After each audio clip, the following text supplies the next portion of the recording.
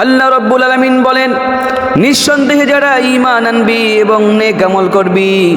হয়তো অনেকে মনে করতেছে, হুজুর ঈমান আনা তো একটা সহজ কাজ, আমিও ঈমান আনছি, আমার বাপও ঈমান আনছে, আমিও ঈমান আনছি, আমার বাপও ঈমান আনছে।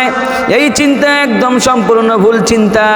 কারণ ব্রাহ্মণের ছেলে ব্রাহ্মণ হতে পারে, ইহুদির ছেলে ইহুদি হতে পারে, খ্রিস্টানের ছেলে খ্রিস্টান হতে পারে, কিন্তু ইমামের ছেলে ইমাম হতে পারে না, মুসলমানের সন্তান মুসলমান হতে পারে না, যতক্ষণ পর্যন্ত তার মধ্যে ঈমান থাকবে না, ইসলাম থাকবে না।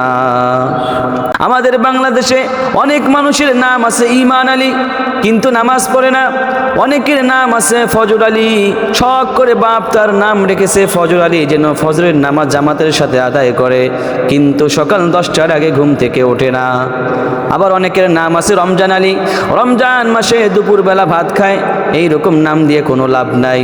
আল্লাহ রাব্বুল আলামিন নাম দেখেন, গুণ দেখেন নাকি বংশ দেখেন?